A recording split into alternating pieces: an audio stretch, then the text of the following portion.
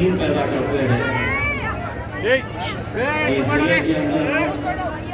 4 जून को क्या नतीजे आने वाले हैं।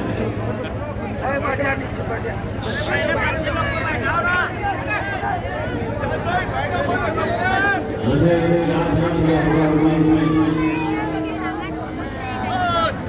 आप लोगों की जो मोहब्बतों से आप लोगों ने नवाजा था, उसके नतीजा है कि पूरे महाराष्ट्र से इकलौता एक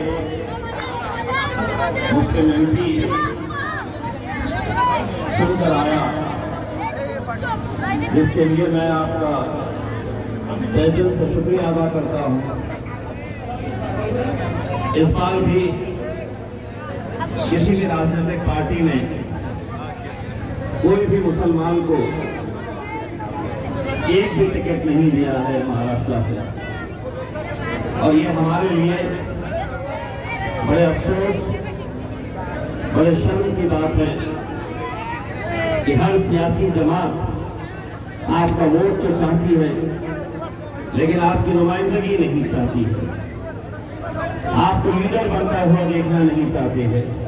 रहने दीजिए साहब, रहने दीजिए, जितना भी है थोड़ा सा रहने दीजिए। तो कोई भी आपको लीडर बनता हुआ देखना नहीं चाहते हैं। अफसोस इस बात का है कि मैं सिर्फ महाराष्ट्र के बारे में बात नहीं कर रहा हूं। महाराष्ट्र के अंदर तो इकलौता एक आपका बेटा, आपका भाई इम्तियाज जलील आपकी नुमाइंदगी पार्लियामेंट के अंदर करता है, लेकिन पड़ोस के जितने भी हमारे राज्य हैं वहां से आपकी नुमाइंदगी कौन करता है? कितने मुसलमान हैं जो वहां से MP बनकर गए हैं, खासदार बनकर गए हैं, सांसद बनकर गए हैं? ये बड़े अफसोस के साथ कहना पड़ता है कि मध्य प्रदेश के अंदर कितने मुस्लिम MP हैं? तो 0। गुजरात के अंदर कितने मुस्लिम MP हैं? तो 0। राजस्थान के अंदर कितने मुस्लिम MP हैं? 0। झारखंड के अंदर कितने मुस्लिम MP हैं? 0। गोवा में कितने? 0। दिल्ली में कितने? 0। आप कभी इस बात के ऊपर गौर करे हैं? कभी सोचे हैं इस बात के ऊपर? और आज जब इलेक्शन हो रहे हैं तो 11 ऐसे राज्य हैं, 11 ऐसे देश हैं जहां से एक को भी टिकट नहीं दिया गया है। अब सवाल ये पैदा होता है, अगर हम लड़ेंगे ही नहीं तो जीतेंगे कहां से? आपको अच्छी तरह से याद होगा कि 2019 के अंदर जब मैं आपकी महफिल के अंदर आया था, जब मैं आप लोगों के बीच में आया था, आप लोगों से दरखास्त किया था, आप लोगों ने अल्हम्दुलिल्लाह मेरा साथ दिया, लेकिन कई सारे ऐसे इसी जिले के, इसी शहर के वो नेता थे जो आप लोगों को बिठाते थे, समझाते थे, चौराहों पर बैठकर, होटलों में बैठकर आपको ये समझाने की कोशिश करते थे ये मैं जीत ही नहीं सकता हूं, जीतूंगा कैसा, कौन वोट देगा? लेकिन अल्हम्दुलिल्लाह ये आप लोगों की दीवानगी थी, ये नौजवानों का जोश था, जज्बा था कि जिन्होंने शिद्दत से मेहनत की, बुजुर्गों ने, हमारी माओ और बहनों ने तहज्जुद में उठकर नमाजें अदा की, इबादत किए, दुआएं मांगी, ये सीट जिता दे। और अल्हम्दुलिल्लाह, अल्हम्दुलिल्लाह, अल्हम्दुलिल्लाह आप लोगों का नुमाइंदा यहां से चुनकर आया। लेकिन अब 2019 के अंदर और 2024 के अंदर फर्क क्या है? 2019 के अंदर भारतीय जनता पार्टी हो, शिवसेना हो, उनके ख्वाब ख्याल में भी नहीं आया था कि पूरे देश के अंदर मोदी की लहर चल रही है और मेरे औरंगाबाद के अंदर नींद चल रही है।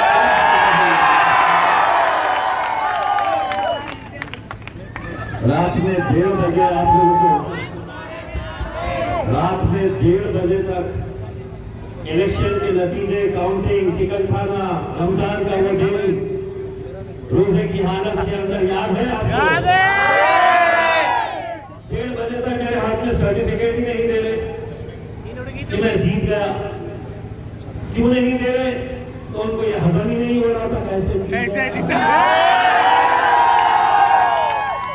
यहाँ से दिल्ली को फोन करते, प्रधानमंत्री ऑफिस से, पीएमओ ऑफिस से फोन आता, महाराष्ट्र में कौन कितने जीते इनको चिंता ही नहीं इस बात की, ये औरंगाबाद से कैसा जीता, सारी फिक्र इस बात की। तो प्रेसिडेंट दिल्ली को भेजते, दिल्ली इलेक्शन कमीशन को भेजता, इलेक्शन कमीशन फिर यहाँ पे भेजता, फिर से गिनो है क्या, ऐसा बराबर है।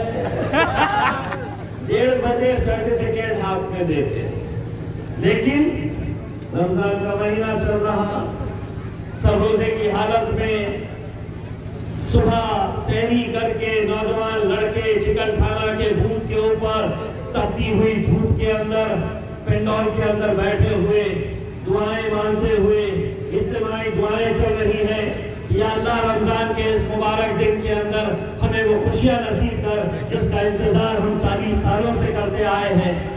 यहाँ पर जितने बुजुर्ग बैठे हैं उनकी याद ताजा कर दूं, इस जिले का आखिरी मुसलमान एमपी कब चुना गया था, इनकी उम्र भी नहीं है इतनों की, 44 साल तो तुम्हारी उम्र भी नहीं है, जब आखिरी यहाँ का एक मुसलमान एमपी 1980 के अंदर चुनकर आया था। सादी खलील साहब यहाँ से चुनकर आए थे। 40 साल के अंदर क्या हो गया, ऐसा क्या हो गया 40 साल के अंदर कि आबादी तो बढ़ रही है लेकिन नुमाइंदगी तुम्हारी घट रही है। वजह क्या है? बहुत ज्यादा सोचने की जरूरत नहीं है, वजह वही है जो आज मेरे शहर के अंदर जो खेल खेला जा रहा है, कितनों को खड़ा किया गया है, सब जानते हैं कि वो जीतने के लिए खड़े नहीं है, मुझे हराने के लिए खड़े हैं। पूरी कोशिशें की जा रही है, पैसा पहुंचाया जा रहा है कि जाओ मुसलमानों की बस्तियों के अंदर, दलितों की बस्तियों के अंदर पैसा फेंको, वोटों को तकसीम करो, वोटों को बांटने का काम करो। ये बहुत अच्छे तरीके से साजिशें चल रही है। मीडिया वाले मुझसे पूछते हैं कि 2019 के अंदर आपको जीत का कितना भरोसा था और 2024 के अंदर आपको कितना भरोसा है। मैं उनको ये बताता हूँ कि 2019 के अंदर मुझे 100% यकीन था कि मैं जीतूंगा, लेकिन 2024 के अंदर इतना बोल के मैं खामोश हो जाऊंगा।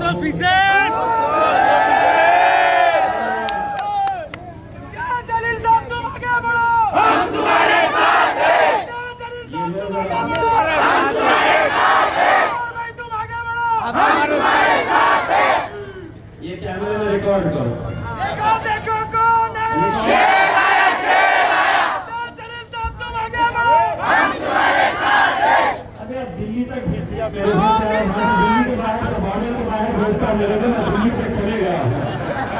तो 2019 के अंदर मुझे 100% यकीन था, तो इंशाल्लाह 2024 के अंदर 200% यकीन है।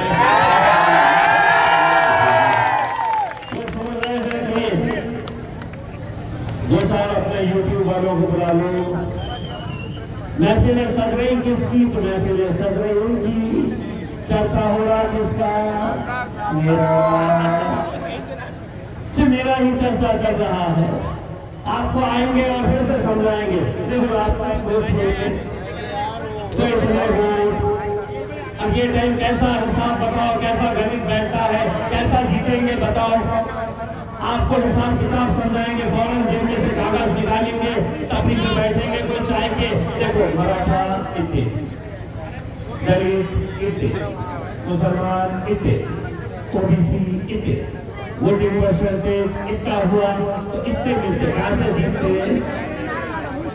अब प्रॉब्लम ये है उनको ये मालूम ही नहीं है कि तुम्हारा हिसाब तुम जमीन पे करते हैं, मेरा हिसाब मेरा रब करता है, मेरा अल्लाह करता है।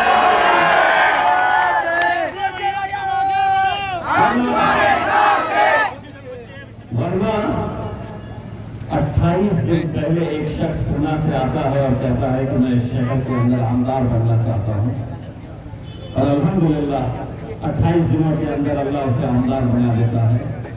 2019 के अंदर जब सारे लोग कहते थे अरे नहीं यार जरा ज्यादा हो जाना, ऐसा खासदार जीतना इतना यार समझ नहीं आ रहा, आमदार बन गया तो खासदार भी बनता है करते। कितने सारे लोग जो ऐसा सोचते थे, मालीमान हंस रहे होंगे मेरे को देख के, हम भी ऐसे सोचते थे, है ना चाचा? आप हंस रहे मालूम है आप क्या सोच रहे थे। लेकिन अल्हम्दुलिल्लाह 22 दिन पहले फैसला लिया जाता है। असदुद्दीन अवैसी साहब कहते हैं कि लड़ लो, हम लड़ लेते हैं, और अल्हम्दुलिल्लाह 2019 के अंदर मेंबर ऑफ पार्लियामेंट बनकर चुन के आ जाते हैं। मैं ये कहना चाहता हूं मेरे भाई कि अगर हम लड़ेंगे नहीं तो जीतेंगे कैसे? क्या वो सियासी पार्टियों की जिम्मेदारी नहीं है? एक सीट 48 सीटें होती है, उन 48 सीटों के अंदर क्या एक सीट उन्हें देंगे नहीं? क्या उनकी जिम्मेदारी नहीं है? क्या हमें इतने सालों से सिर्फ डर दिखाते रहेंगे कि हमें वोट दो, नहीं तो भाजपा आ जाएगी, हमें वोट दो, नहीं तो शिवसेना आ जाएगी? एक ही थाली के सब चट्टे बट्टे हैं, कोई तुम्हारे लिए खड़े रहने वाला नहीं है, कोई तुम्हारी आवाज बनकर वहां पर लड़ने वाला नहीं है। अरे ये तो हम ही है, क्या बात है, जो पार्लियामेंट के अंदर 2 है, 2 शेर सामने 300 है, सामने 300 है, हम 2 ही है।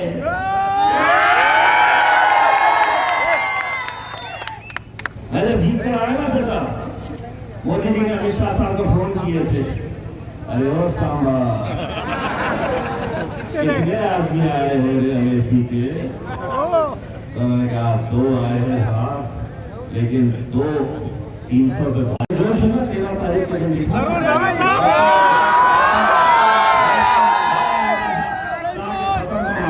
क्योंकि अगले कुछ दिनों के अंदर बहुत सारे आएंगे, क्योंकि बहुत सारों के पास शराब का पैसा आया हुआ है।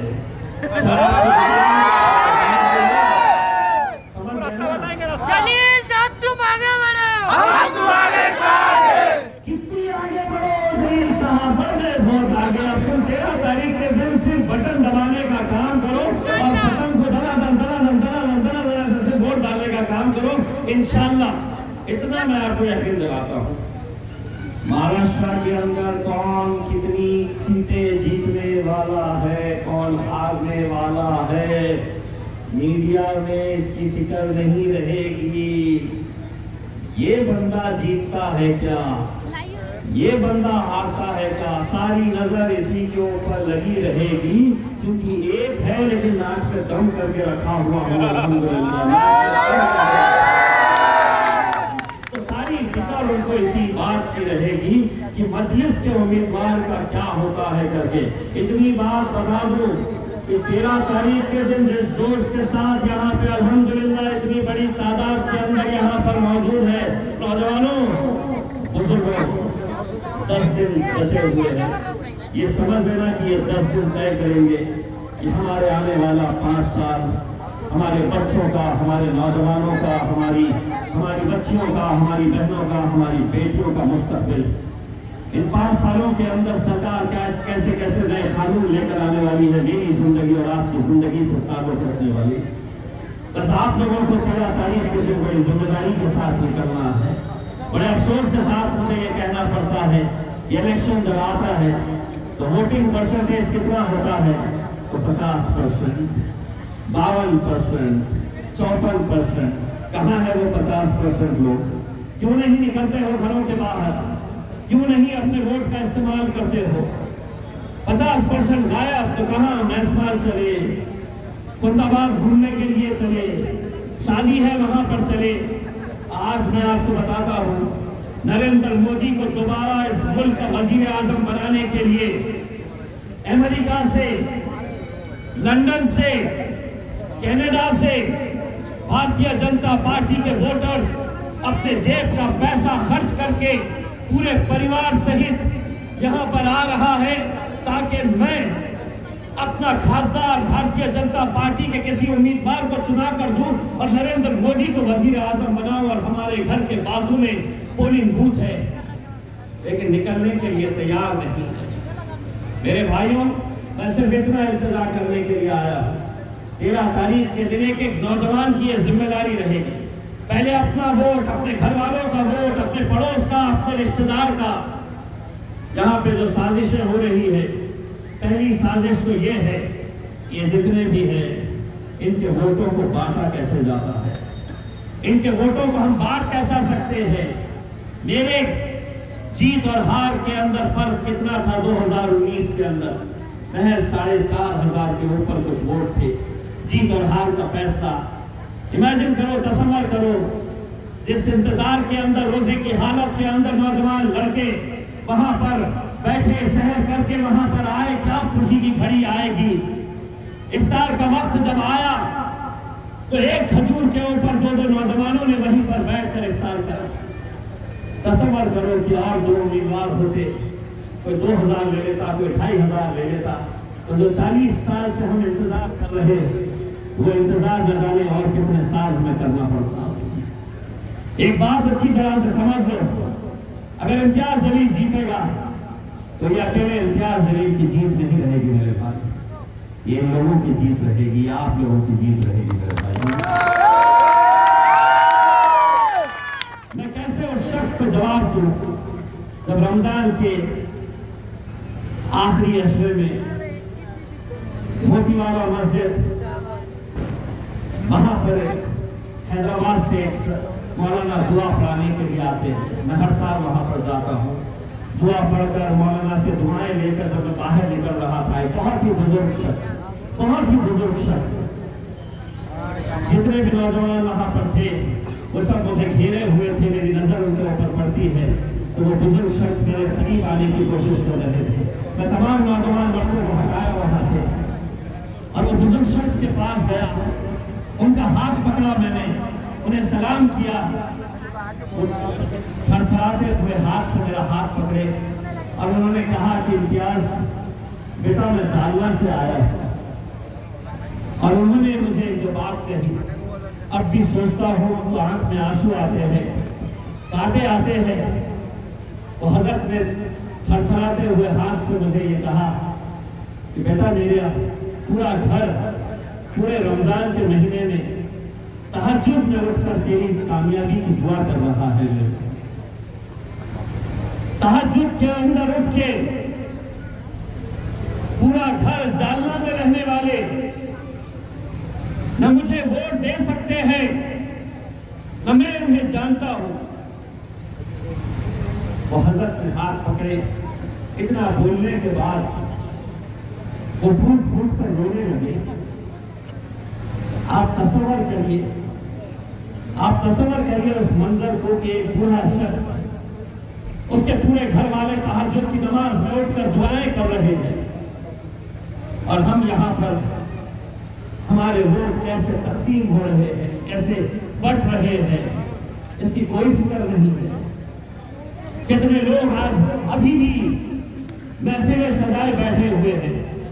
मैं हमेशा एक बात कहता हूँ, इस मुल्क से अगर मुसलमानों की सियासत खत्म हुई है तो कोई गैर इसके लिए जिम्मेदार नहीं है।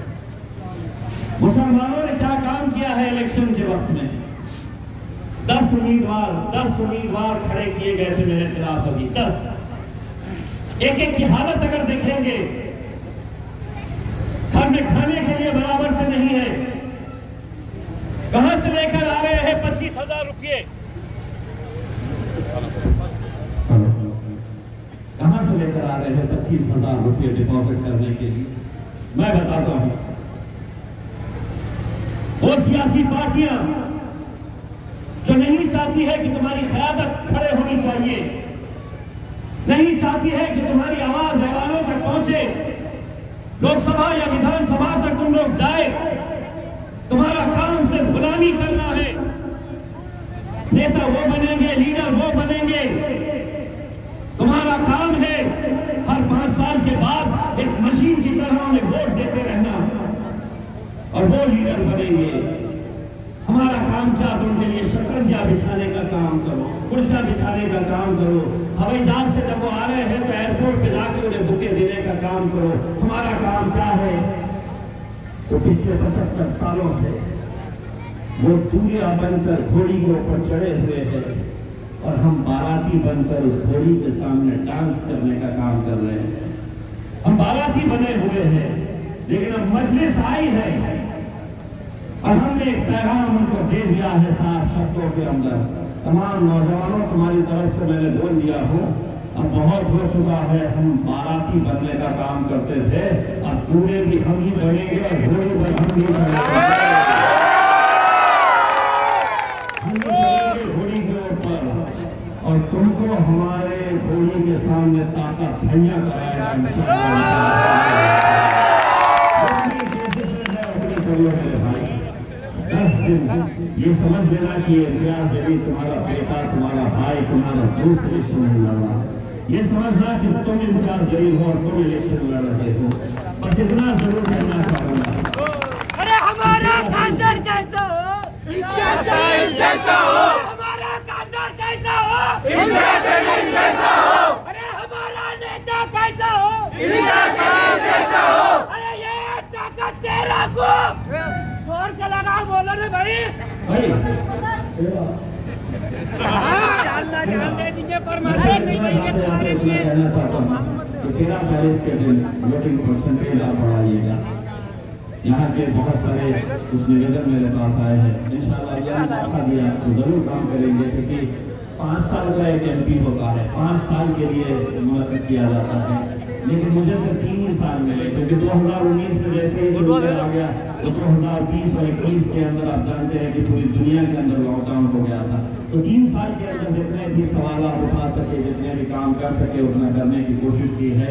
बस आप लोगों से इतनी इंतजार करना चाहूँगा कि 13 तारीख के दिन आप लोग अपने घरों से बाहर निकलिए, कोई ऐसा माहौल खराब मत होने दीजिएगा, क्योंकि उनकी कोशिश यही रहने वाली है कि किसी तरह से छोटी छोटी बातों के ऊपर माहौल को खराब करना, ताकि हमारे घर की माएँ और बहनें जो है वोटिंग डालने के लिए निकले नहीं। उस दिन अपने अम्मी को उठाना, अपनी बहन को उठाना, अपनी बीवी को उठाना, सबको कहना है कि सुबह 7 बजे तुम्हें लाइन पे जाकर खड़े रहना है और पतंग को उड़ाना है। और इतना मैं आपको यकीन के साथ कहता हूँ, पूरी जिम्मेदारी के साथ और पूरे यकीन के साथ कहता हूँ, इंशाअल्लाह 13 तारीख के दिन अगर आप मेरा साथ देंगे, आप लोग अपनी दुआओं से नवाजेंगे, 4 जून को जब नतीजे आएंगे, मैं आपको यकीन के साथ कहता हूँ कि हिंदुस्तान का सबसे बड़ा जश्न इंशाअल्लाह औरंगाबाद। पिछले साल नौजवानों को बहुत ज्यादा वक्त नहीं मिला था, क्योंकि शहर का वक्त आ गया था, तो हमें अपने अपने घर जाना था, इबादत करना था। पिछले साल का भी हिसाब इंशाअल्लाह इस बार निकाला जाएगा और सबसे बड़ा जश्न यहाँ पर मनाया जाएगा। बहुत बहुत शुक्रिया।